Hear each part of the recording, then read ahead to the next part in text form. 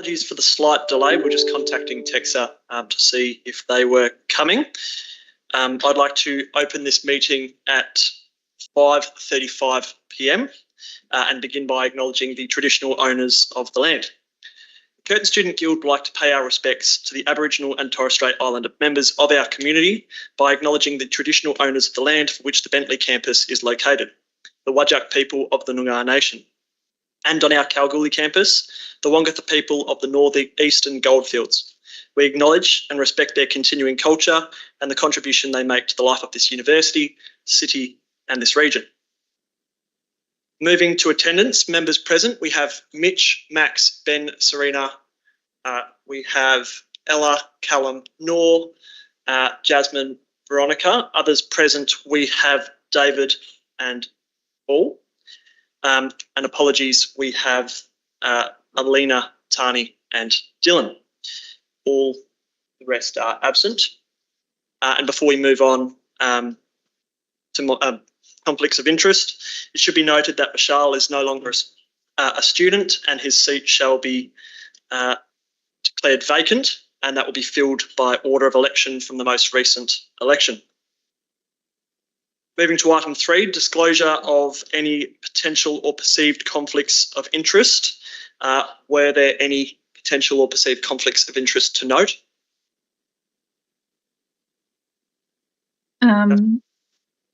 Jackie. Thank you. I've got one where I've got the potential for a perceived conflict of interest for 6.3, the club's charters and policy, because I'm a member of a club committee. Thank you. Jasmine? Yeah, I just wanted to declare that, yeah, I'm a member of a club committee and also an NUS delegate for the approval of the NUS KPIs and initial affiliation fee. Veronica?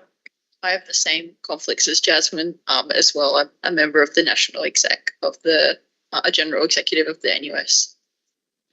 For that motion. Thank you. Ben? I am a club executive. Thank you. Were there any other perceived or potential conflicts of interest? Ella?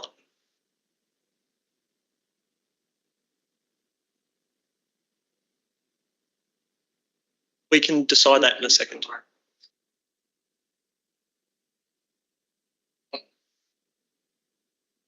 So does that mean I can't be around when we discuss the motion? As for those online, Jasmine just said that we will discuss that amongst ourselves when it comes to the motion. We can discuss it now, perhaps. Perfect. And I'm not sure if it's potential, but I did just put through an application to start. So is that? Yeah, thank you for noting. That was Noor, by the way, for the minute. I was going to suggest that for the conflicts declared for the NUS motion and also for the club's charter and policy, that the people can stay for discussion and decision too. Okay, so we'll just roll those into two. So for items 6.3 and 6.2, do members believe that those with conflicts should remain for discussion and voting? If I'll get someone to move that.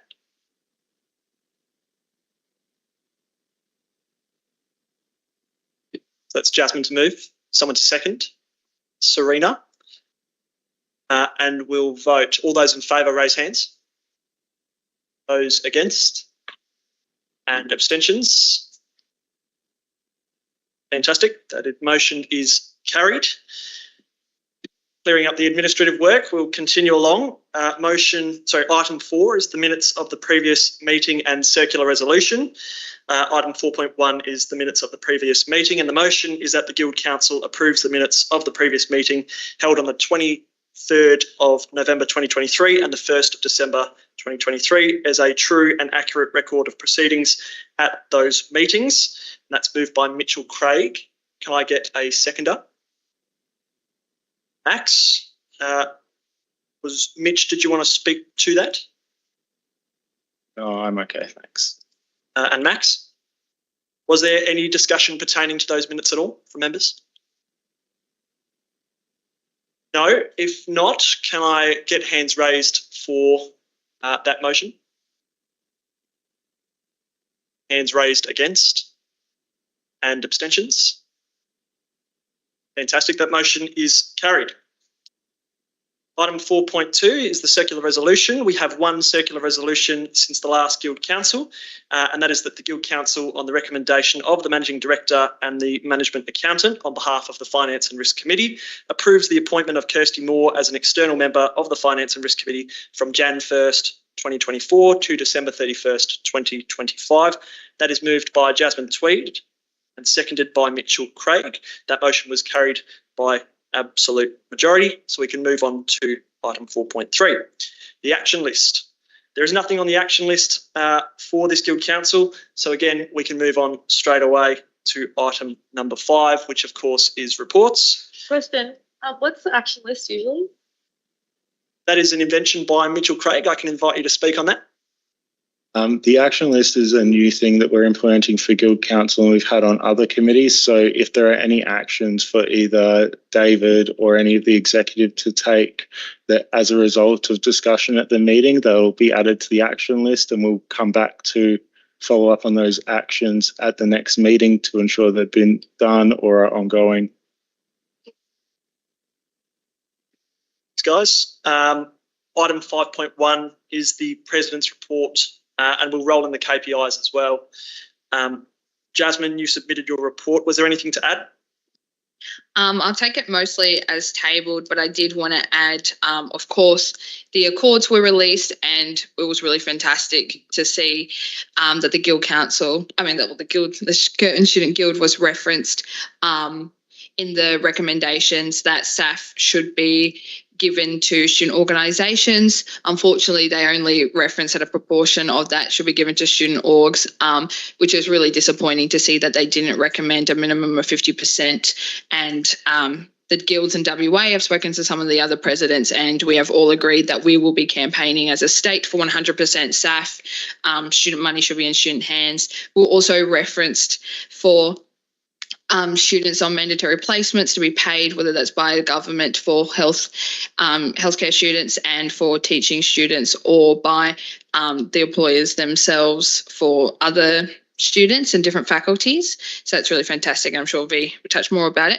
I just circulated something that was sent to me like an hour ago, and that was the findings for the liquor application objection. So for those who don't know, the IGA and the Exchange wanted to open a bottle shop on campus, and we saw that they had lodged for a liquor application, and on the advice of the Guild Council last year, we objected the application that having a bottle shop beneath student accommodation is not safe, especially when it comes to violence on campus and gender-based violence fueled by alcohol and drugs. So that's why you can read our full application objection. It's online, but unfortunately we were unsuccessful in our objection alongside the other objectors, but they have put some really intense restrictions on it. So you can only buy 6 cans of beer or cider, or 6 cans of ready to drink like premix, 1.5 litres of wine, which equates to 2 bottles, or 1 litre of spirits or liqueur. So you can only do one of those things per transaction of a person, and they want to have a list that keeps track on who's purchasing these things, and also just a track record of the purchases. And they're not able to advertise alcohol or kind of the bottle shop on the facade, like discounts and things like that on the outside, and they're not allowed to have like A-frames or physical promotions that could be seen by children on campus, which is a lot of areas since we do have under 18s on our campus, and we also have a daycare. I'm sure David can touch a little bit more on it, but one of the options that we could do for this is seek legal advice on whether we can object this finding and appeal this, and if we have any grounds to do so. Obviously, having a bottle shop on campus is not safe, especially with the comm. So that's something we could talk about in general business, if that's something Guild Council would want the exec team to do, or myself or David to seek legal advice on whether we can have what appeals to a ground to appeal. But that's pretty much all I had. Happy to answer any questions in relation to my report. But were there any questions for Jasmine on their report?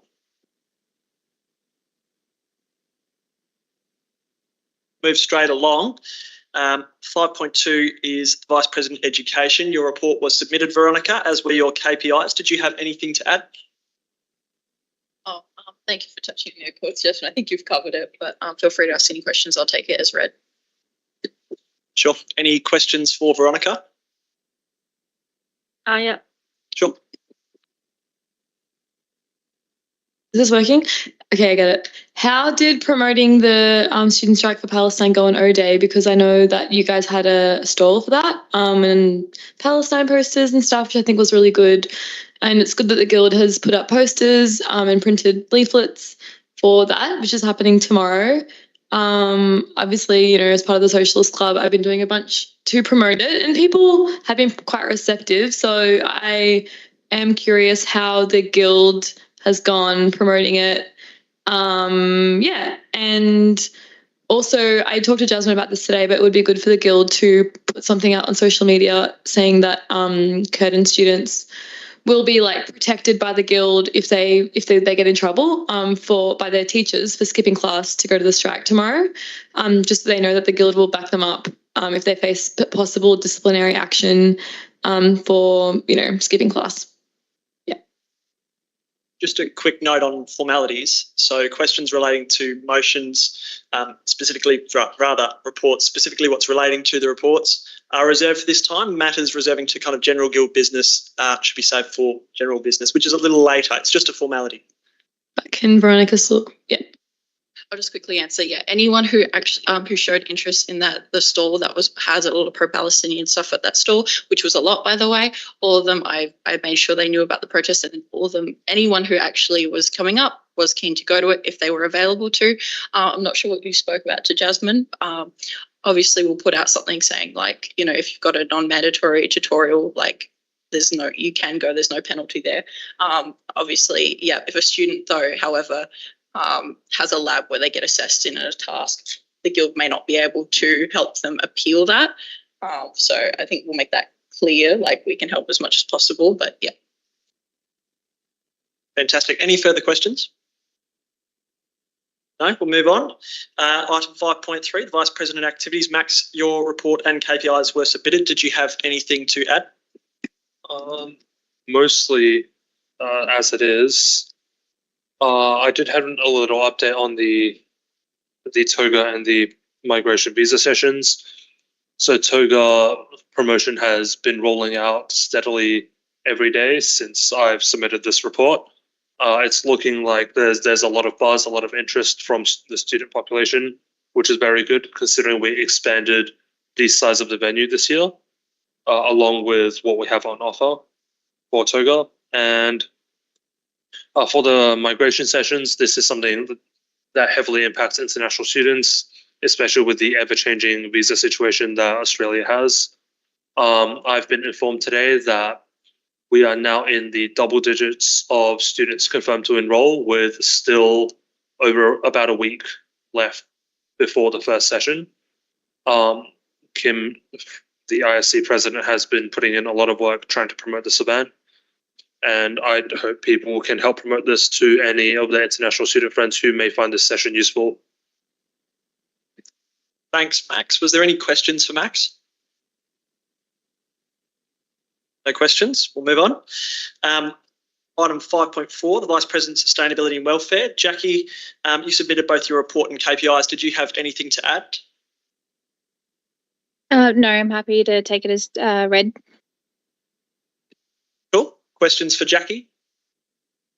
Here's no questions, so we'll move on. Item 5.5, the Secretary. Mitch, your report was submitted, as were your KPIs. Did you have anything to add? Yep, I'll just update one thing. I now have all of the police clearances. I was waiting on one and it's finally come through, so yeah. Cool. Any questions for Mitch? I wouldn't have thought so. So we'll move on. Item 5.6, the Managing Director's report and the Managing Director's business plan. David, they were both submitted. Did you have anything to add? Just a little bit. So it's more an observation of campuses around Australia. So for those who aren't aware, there's the Student Experience Network, which basically all the guilds / student unions belong to, and some universities where they sort of fill those roles. So that's just sort of a cooperative, if you like, where we support each other. So my equivalents and myself had a video meeting during the week, and the feedback as to what's sort of happened in the last week across campuses was that activity is much stronger than they've seen ever since prior to COVID. O weeks and O days are well attended. Students are really actively engaging, and campuses are more vibrant than they've been for a long, long time. So, and then I was really very impressed when I walked around on O Day. All the guild stalls and club stalls and the likes were really well attended, and students actively engaging, far more than I've seen in a lot of previous years. So a great job to all of those involved in either being in stalls or standing there on what was a very sticky and warm day as well. So well done to all of you. It certainly reached a lot of students. Hopefully what we're seeing around Australia and here with the campus being more active stays that way. I know first years seem to discover online lectures and things like that, but and drop off a bit, but let's hope. Happy to take my report as read otherwise and answer any questions. Before we go to questions, I just want to echo that sentiment as well. Fantastic work to everyone involved in O Day. Were there questions for David? No questions? Fantastic. As a matter of formality, we do have two motions here. The first of which is that the Guild Council approves the reports, and that is moved by Mitch Craig. Can I get a seconder? Veronica, and I'll get votes for, against, and abstentions. That motion is carried. And the second motion of which is that the Guild Council approves the key performance indicators set by the executive officers. That is again moved by Mitchell Craig. Can I get a seconder? That is Callum, and votes for, against, and abstentions. And that motion is carried again. Item 6 is business on notice, quite a bit of business on notice, starting with item 6.1, the safety report. Was there any discussion from members present relating to the safety report? Veronica? Just in reference to Guild Cafe Central, the general decobwebbing, is that cleaning the responsibility of us, or is that Kurt to do that? Like, if they fail to keep that tight? Yeah, normally the things we put here are our responsibilities. Occasionally something gets so bad that Curtin is responsible for, but then we just follow that up directly with Curtin typically, rather than putting it on the safety report. So, yeah, just as a general comment, if I may, we do see a reasonable amount of minor things now being picked up, which I'm really pleased about, because the more serious things that can really hurt people, a lot of them have been attended to. So that's positive, but it's good too that people are putting down things even if they're minor. So I'm pleased to see that. So it sort of demonstrates a focus on safety. Sure. Any further discussion, Mitch? I'd just like to commend how quickly the staff got the ceiling and the tab fixed. Like, it happened on like a end of a week, and it was fixed by opening the following week. So I think it was while you were away for some of it. So well done. Fantastic. Anybody else? If not, we'll move to the motion. The motion is that the Guild Council notes the safety report. That is moved by Jasmine and seconded by Mitch. Can I get votes for? Votes against? Abstentions? It must be noted that Max did leave us for a brief period of time, but he is back now, and that time was negligible. Max, just quickly, your votes for the safety report? For? Fantastic. Okay. Moving along to item 6.2, the NUS affiliation. The motion is that the Guild Council approves the 2024 National Union of Students Key Performance Indicators. That motion was carried, by the way, just quickly. And initial affiliation fee of $50,000 as recommended by the Representation Board. Jasmine, you moved that motion. Would you like to speak? I just wanted to note that the Reps Board approved the KPIs and the initial affiliation fee to be approved by the Guild Council. There was minor discussion on it. Everyone agreed with the KPIs and our affiliation amount. And I just wanted to note that the Curtin Student Guild were the third highest affiliating student body in Australia that affiliates to the NUS. And because of that, we just want to make sure that the money that we spend on this is being used appropriately, and like some of our KPIs are really important. For example, having external financial auditors every year audit the finances of the NUS, and because of previous happenings, that's a really important function that needs to occur. But yeah, happy to answer any questions or receive any feedback on the KPIs or initial affiliation amount. Sure, and this motion is seeking a seconder. Can I get someone to second this motion? Ben, did you want to speak to this motion? No? Fantastic. Was there any points for discussion relating to the NUS affiliation, Serena? I just had a question. So it says the total billed affiliation amount is 70,000, but then our budget is only 50,000. Is it like a trend from like previous years? So the billed amount will be probably the amount that we will receive based on the EFSL numbers, so like the full-time enrolled student numbers, and we apply to have a fee waiver from that 70,000 to the 50,000. But again, this isn't the decision to affiliate with the NUS or to decide the affiliation amount. That will come later in the year. This is just for the initial affiliation because this is how much we approved in the budget last year for this year's budget to affiliate with unions too. So this amount could change when we decide to reaffiliate with the NUS or not, and the amount we affiliate to. Fantastic. Was there any further discussion relating to our NUS affiliation and the enclosed figures? If not, we'll go to votes. Can I get those in favour to raise hands?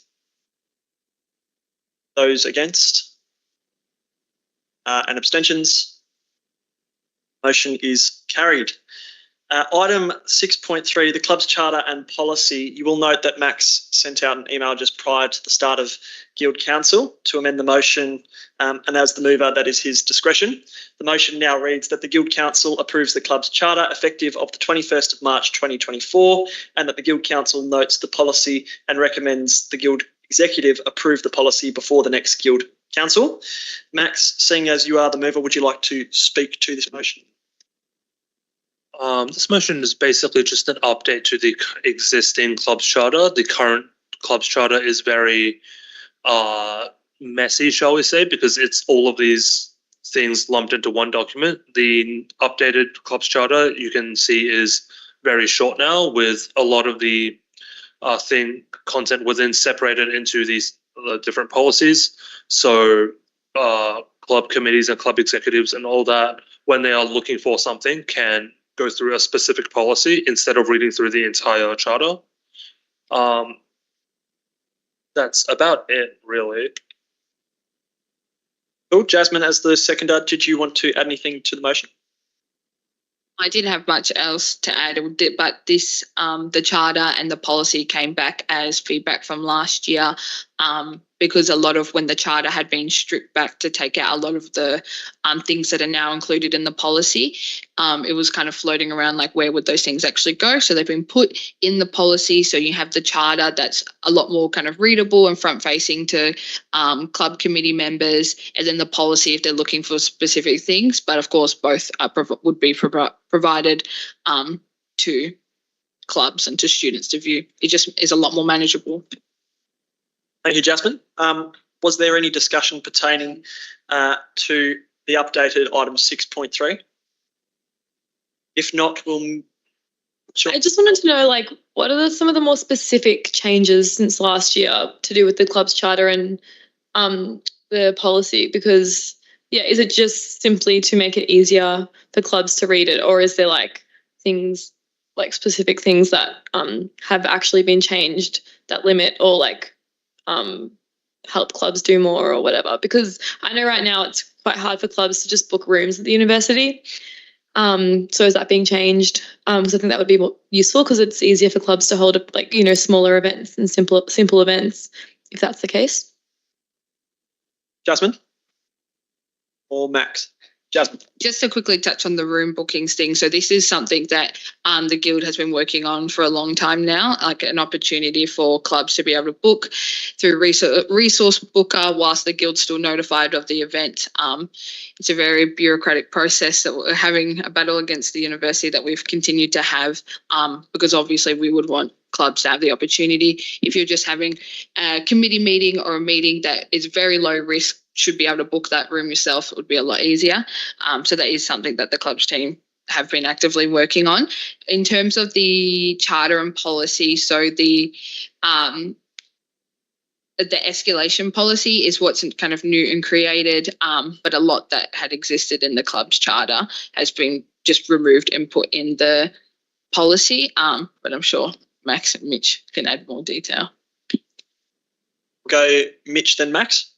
I'll just add that everything in the club escalation policy, it might be new compared to the club's charter, but it's actually in the clubs and societies bylaws already. So it's not new per se, it's just new to put it in policy. And Max? I do believe there are minor changes in the categorization of events in the events policy, but that's to update us to keep us, you know, within and following the health and safety regulations. Thank you, Max. Any further discussion? Questions, rather? David? So just to clarify the question about has the charter changed, roughly probably 95% of it is the same as before. It was really just separating out so that the key part of it, the high-level summary, was separate. And then the covering document explained there are a few things just added in there, like hate speech, and otherwise it was just a little bit of clarification in a few places. So fundamentally, the charter itself hasn't changed. Thank you, David. Any further questions? If not, we'll move to a vote. I'll get everyone to raise hands who are for the motion. Those who are against, and abstentions. Fantastic. The motion is carried. Item 6.4 is the matters reserved to Guild Council, the appointment of Managing Director procedure. The motion is that the Guild Council amend the matters reserved list to include the appointment of Managing Director procedure. That is moved by Mitchell Craig and seconded by Jasmine Tweed. Mitch, did you want to speak to the motion? I'll just briefly explain. The matters reserved list is a list of powers that can't be delegated by Guild Council to another body or people, and so by adding the appointment of a managing director procedure, that just means that no one but Guild Council can change that policy.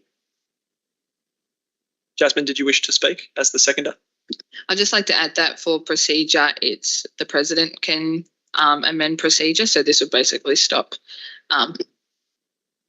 Previously, the president could amend the appointment of the managing director procedure. It's been brought back to Guild Council, as I think this is a power that should belong to Guild Council and not just the president making decisions.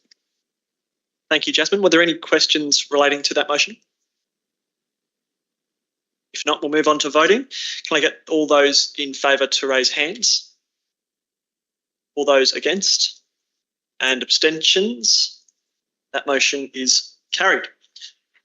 Item 6.5 is the appointment of Managing Director procedure. The motion is that the Guild Council approves the updated appointment of Managing Director procedure, and that is moved by Jasmine Tweed and seconded by Mitch Craig. Jasmine, do you wish to speak to submitted by David, but that's not articulated on the... Can I just clarify, just in case somebody didn't pick it up in the documents there?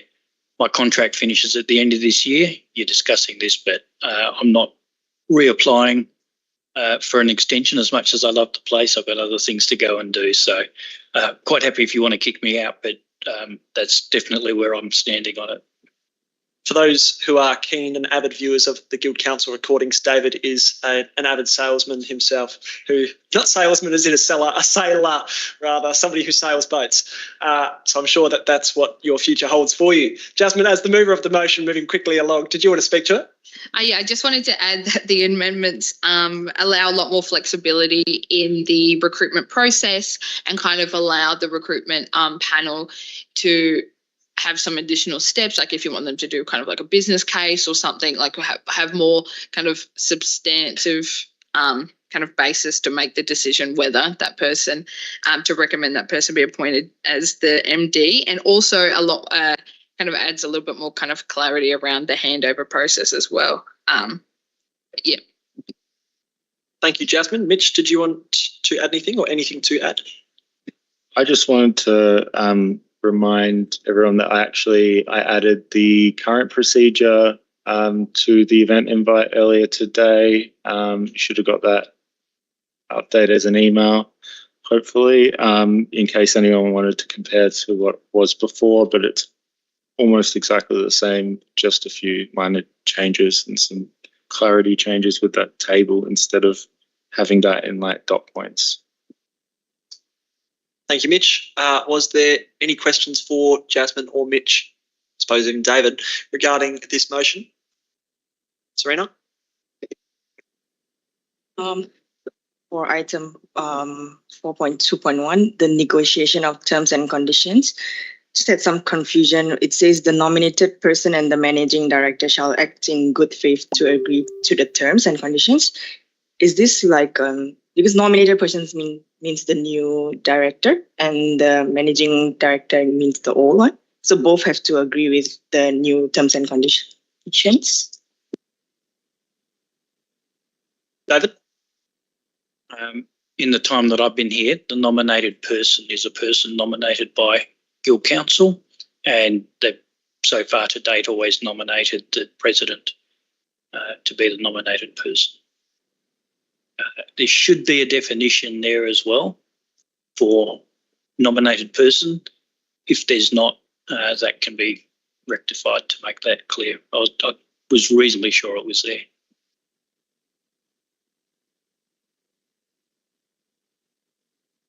Any further questions?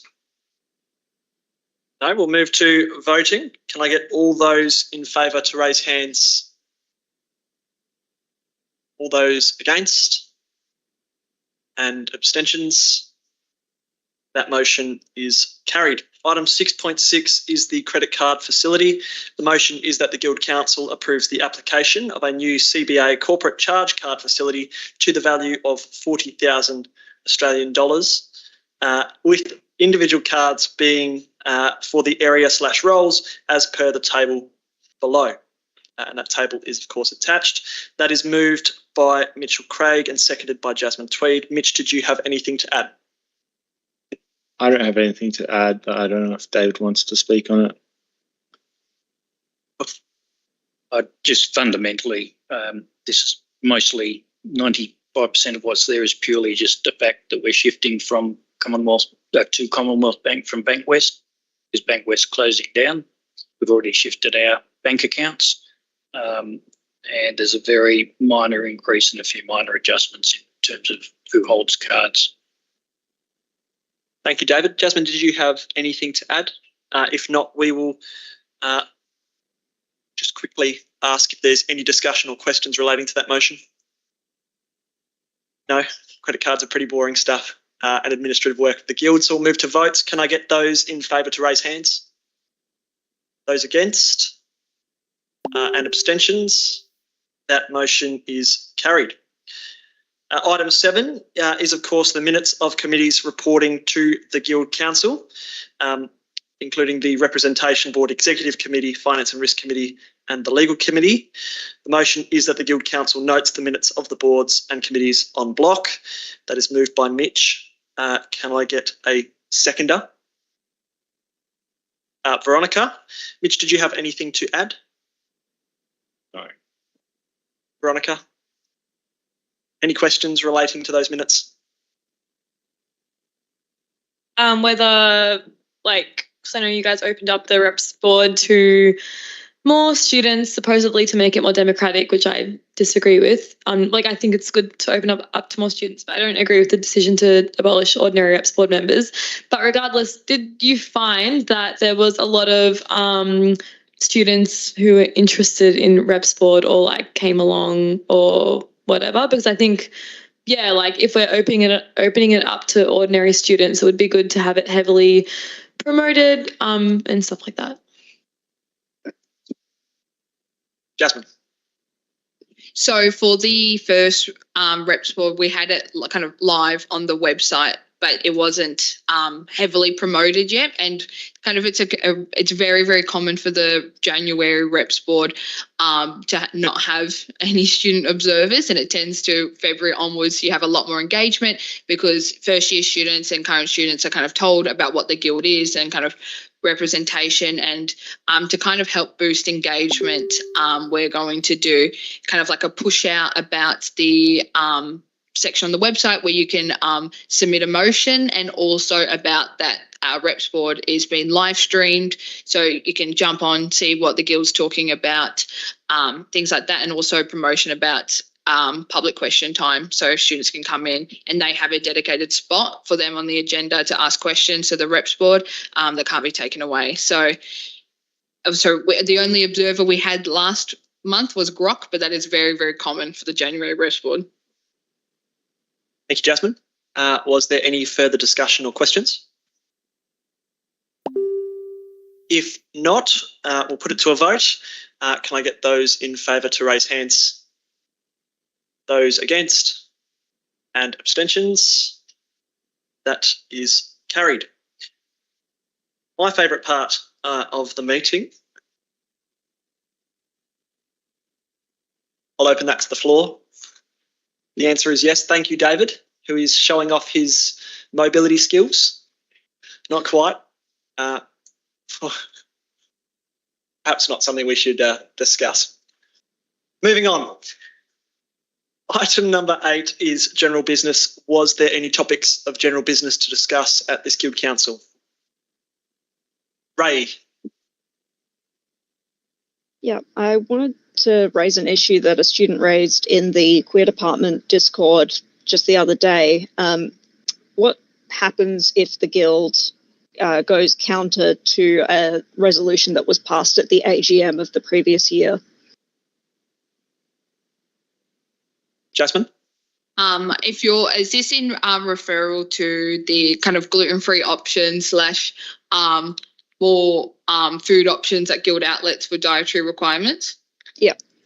Yep. So when a motion is passed at an AGM, that's for it to be referred on to Guild Council for discussion or for resolution. It's not, if something passes at an AGM, it's not like a held decision by the Guild Council. But it was also held at Guild Council. It was passed at Guild Council last year after the AGM.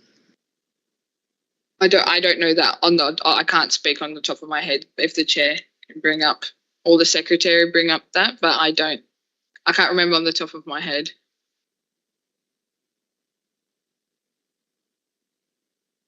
Yeah, so I can bring up, we can have a look at the minutes and we can kind of discuss the options are, but is this concerned that dietary requirements aren't being upheld in outlets? Is that what was discussed? I don't 100% know what was discussed on the server.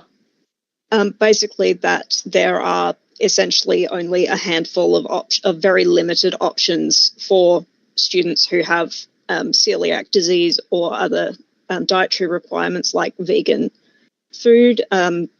Malacup was previously the best place to go, and there is now a single option that is gluten-free. At Malacup, there's only a handful at any other place, and cross-contamination is quite likely. There's also no labelling done at all, so students are having to ask staff, and depending on the staff member, they might get a different response.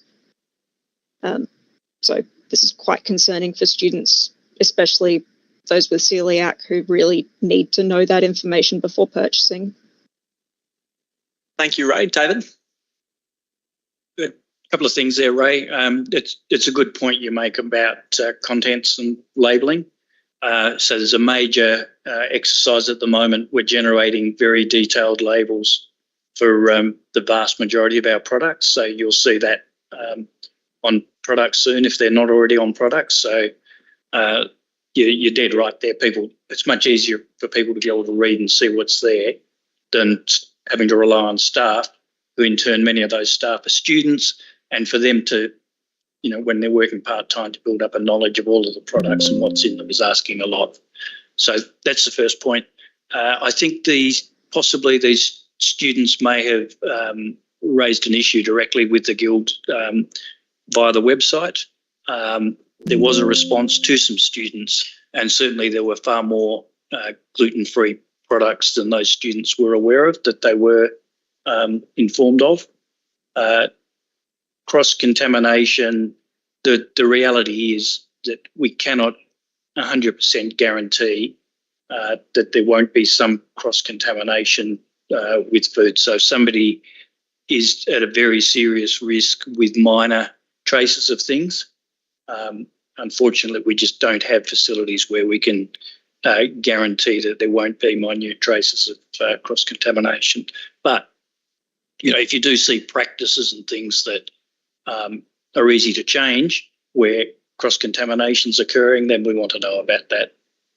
The TAV, the fryers for one, where the fries themselves, as labelled, are gluten-free, but they are fried in a fryer that also fries gluten-containing products, where the operational change would be just use only one fryer for gluten-free products and one for others, which is how it was done previously. But yeah, basically students have no idea what is gluten-free and having to go and find it for themselves, which is counter to the resolution that was made both at the AGM and at the following Guild Council. Thank you, Ray. Just for clarity, Mitch is seeking to find that resolution, just to confirm. In the event that he doesn't find that resolution, we will add this to the action list. And then when we resume at the next Guild Council, we'll seek to rectify this issue and provide some more clarity. In the event of time, I might just add it to the action list. Can you succinctly articulate what it is exactly that you'd like us to focus on and find, just for the accountability of the minutes?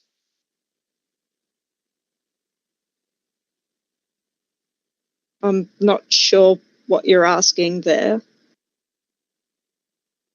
I suggest maybe we do action for the Guild Exec and Managing Director to check the minutes concerning the discussion at the AGM, and then also investigate concerns about dietary availabilities in Malacup and other outlets, or just Malacup? All outlets, but the biggest change has been in Malacup. Sure. You're happy with that, Ray?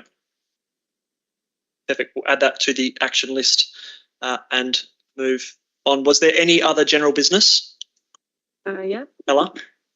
Well, yeah, obviously Palestine is a really big issue in the world right now. I've obviously been talking about it a lot, but I do think it's good that the Guild has moved a number of pro-Palestine motions, and also good that the Guild hasn't given in to pressure from the Vice-Chancellor or university to rescind the pro-Palestine motions, considering I know the university has said the Guild should rescind them. So it's good the Guild has not done that.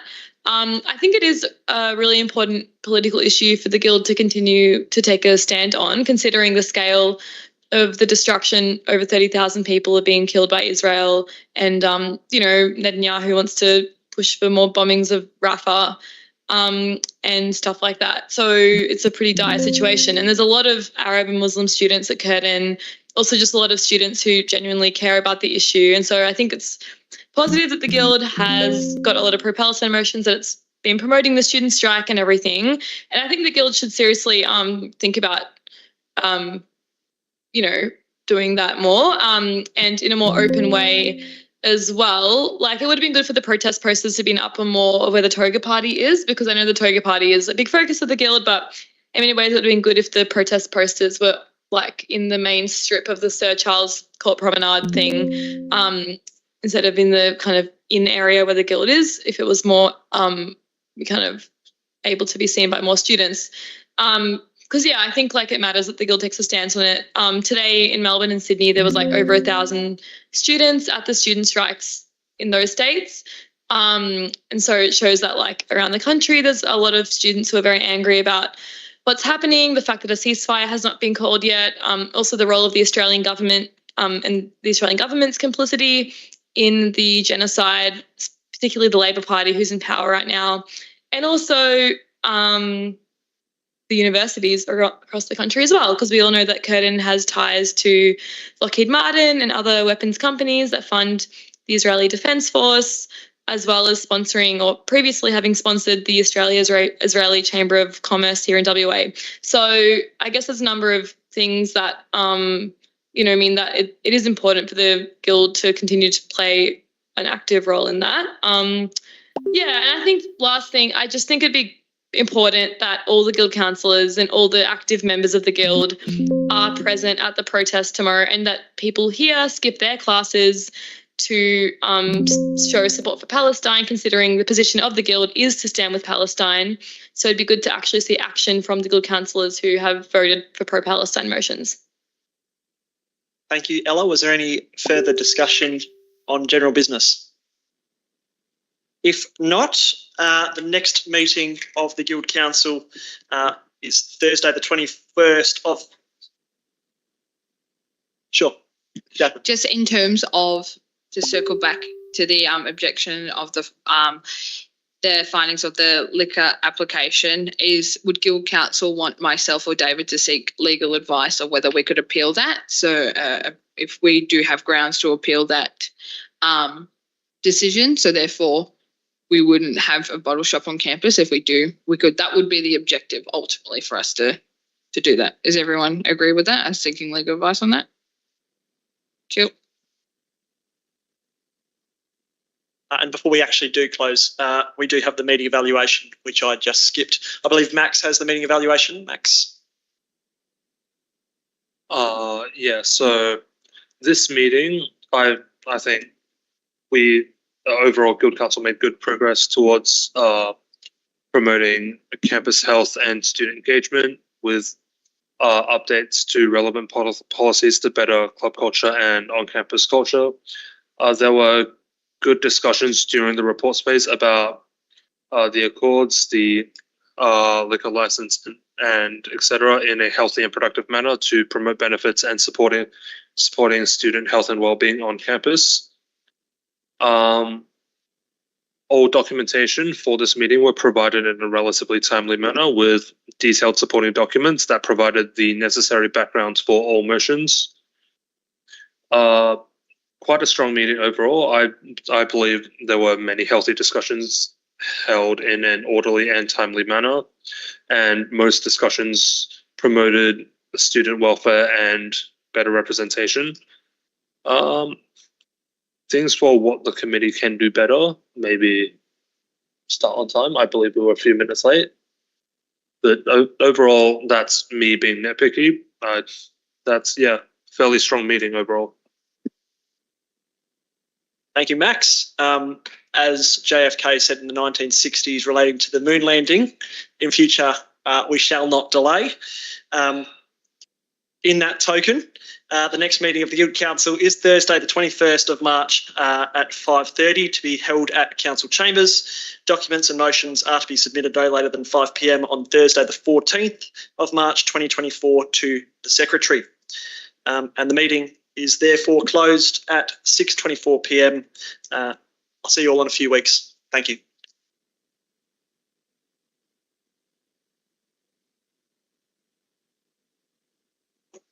Yeah, so students.